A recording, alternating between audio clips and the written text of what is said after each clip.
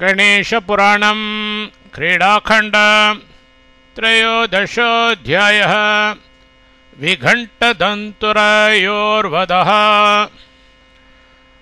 दूतौचुः विनायकं रतस्तं तम् आज्ञां प्राप्य गता वयं सर्वे रवे तदा दृष्टः कृतान्तसदृशस्तु सः।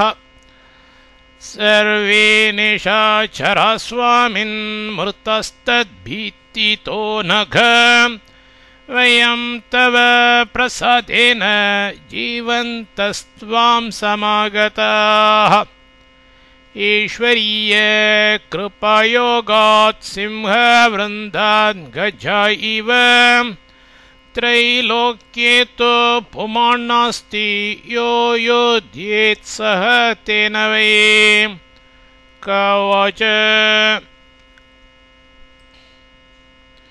इत्थं निशम्य तद्वाक्यं जगदेश नरान्तकः किं वधत्त बालिष्यात् क्व बाल क्व नरान्तकः। किं कर्तव्यं पतंगेन प्रलयानलसन्निधौ मेरुगिरिपतेत् किं वा खनतमोषकेन च। ततश्चाज्ञापयद्दैत्यान् काशीराज पुरीं प्रति लुण्ठनं यत्र कर्तव्यं येन व्यग्रो भवेन्नृपः। तस्मिन् व्यग्रे सोऽपि भवेत् कश्यपस्य सुतोऽपि च नो चेत् उभौ निहन्तव्यौ सर्वैः सर्वप्रयत्नतः। ततो ददौ महाराणी तेभ्यो रत्नान्यनेकशः वस्त्राणि च विशिष्टानि शस्त्राणि विविधानि च। ते तं तदा नमस्कृत्य ययुक्काशीषपत्तनं परस्परं समुचुस्ते दिक्चक्रं व्याप्य सेनया। तत्र यो भून्महासेनानिरेवं सोदिशत्तदा यस्य दृष्टिगतो दैत्याः स तु तेन निहन्यत। अन्यथा मम दण्डस्य तस्याहं प्राणनाशकृत्। एवं तेन समादिष्टः दैत्य जग्मुर्दिशो दश। विनायकस्तेन राज्ञा रथस्तेन गतः पुरीं नानाध्वज पताकाभिश्चित्रितां रङ्गमालया। वाद्यैर्दुन्दुभिर्निर्घोषैः पूजाद्रव्यैरनेकधा अमात्य नागराश्चैव प्रतिजग्मुर्विनायकम्। उपचारे षोडशभिर्भक्त्या सर्वेप्य पूजयन् राजानं च ततो जग्मुर्नगरीमन्तराखिलः। तस्मिन् प्रविष्टे प्रासादान् रुरोर्योषितोऽखिलाः काश्चिद्द्रष्टुं बहिर्याता व्यस्तालङ्करणाम्बराः। अनादृत पितृभ्रातु भर्तृमातृ सुहृज्जनाः त्यक्त्वा भोजनपात्रं च भुक्तवन्तः पतिं चकाः। एका निरुद्धा सर्वैः सा ध्यात्वा देवं विनायकं भक्त्या निमील्य नयने जहो प्राणांस्तदद्भुतम्। लाजवर्षे पुष्पवर्षैर्ववर्षुस्तं कुमारिकाः विमानस्थ देवगणा ददृशुस्तं महोत्सवम्। ब्राह्मणा परमात्मानं पश्यन्ति स्म विनायकम् क्षत्रियास्तं महावीरं पश्यन्ति स्म रणोत्सुकम् वैश्यास्तं ददृशुः सर्वे रुद्रं संहारकारकम् शूद्रास्तं हनिरूपेण नृपरूपेण चालुकम् यस्य यस्य यथा भावस्तादृशं सोऽभ्यवीक्षत यथा रक्ते सिते पीते स्फटिकस्तादृशाकृतिः एक एव पुमान् यद्वत् पिता भ्राता च शालकः ततो विनायको पश्यत् पुरमध्ये महासुरो विघटं दन्तुरं रन्तुं समाह्वयत सादरम् तौ त्यौ दुष्टमनसो भालकै समुपगतो आलिङ्गितुं कृतोद्योगो तेन ज्ञातो दुराशयो आलिङ्ग्य चूर्णयामास पुष्पं हस्तगतं यथा त्यक्तौ भूमि गतौ तौ तु रेजतुर्दशयोजनो काशीराजश्च लोकाश्च दृष्ट्वाश्चर्यं तु मेनिरे मुमचु पुष्पवर्षाणि देवास्तस्मिन् भोगताः साधु साध्विति शब्दैश्च जयशब्दैश्च केचन मुनयश्चैव देवाश्च तुष्टुवस्तं विनायकम् मायामानुषरूपेण चरन्तं बाललीलया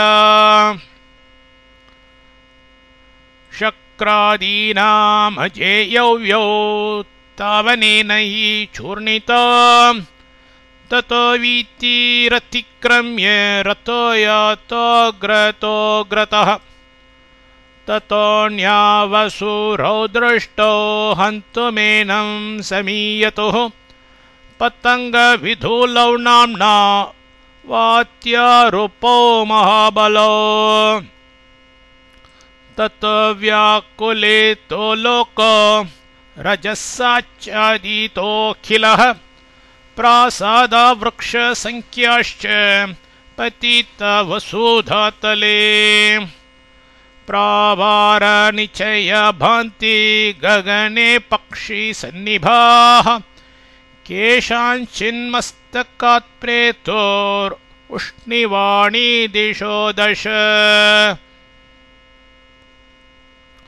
कोलाहलो महानासीन् न प्राज्ञा यत् किञ्चन रथोऽपि गगनं गन्तुम् उद्यतस्तम्भितो मुना निस्सारमनुजापेतु सद्यो जाता इवात्रणीम् ततोऽतिबलिनौ ज्ञात्वा दधार शिखयोरुभौ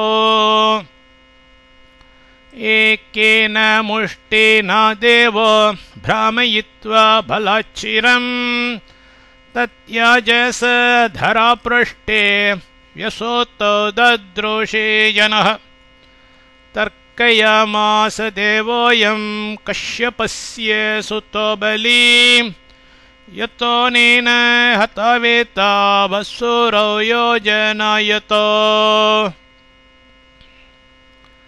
अस्मिन् वयसि कस्यापि निदृशं वीक्ष्यते बलम् एतावद्दुष्टसामर्थ्यं काशीराजोऽप्यनन्दत अवप्लुत्य रथात् तस्मात् तं ननाम विनायकम् उवाच च महायोगिन् बालस्यापि न ते कृतिः ब्रह्मादिज्ञानविषय कुतस्याच्चर्म चक्षुषः जगत् उत्पादकोऽनेकरूपोऽस्य वन एतवे न संख्या वर्तते स्वामिन् नवताराणां च ते विभो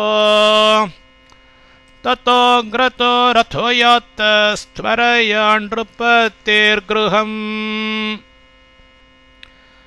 ततो ददर्श बालोऽसौ दैत्यं पाषाणरूपिणम् ततो हनत्परशुना शतदासोऽभवत्तदा तस्मात् विनिःसृतो भीमो दंष्ट्रादर्शनभासुरः श्मश्रुलो दीर्घकायश्च पुरुषपिङ्गलो महान् ततस्ते बालकाः सर्वे लोकाश्चान्येऽपि दुद्रुवुः तं चापि न्यहनन्मुष्ट्या सच्चापि न्यपदद्भुवि असम्मत जनाबालं भगवन्तं धृताकृतिं ततो राजा हष्टमणा रथादुत्तीर्य बालकम्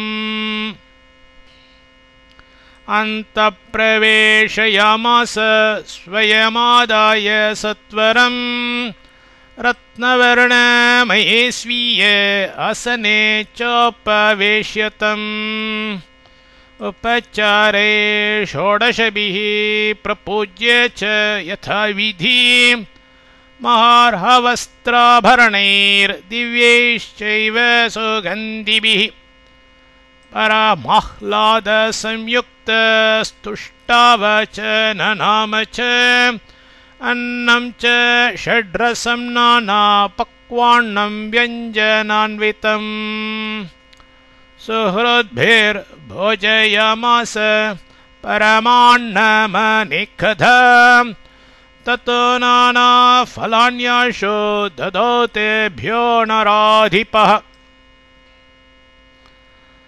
ततोष्टाङ्गं च ताम्बूलं रत्नकाञ्चन संयुतं ततः स्वयं भुभोजाशो शिशुभिः परिवारितः ततः प्रस्वापयामास कृतसन्ध्याविधिं च तं पर्यङ्के रुचिरे दीपवितानपरिशोभिते स्वयं तदाज्ञया राजा सुष्वाप प्रियया सह अत्याप्तांश्चतुरस्थाप्य जागराय तदन्तिके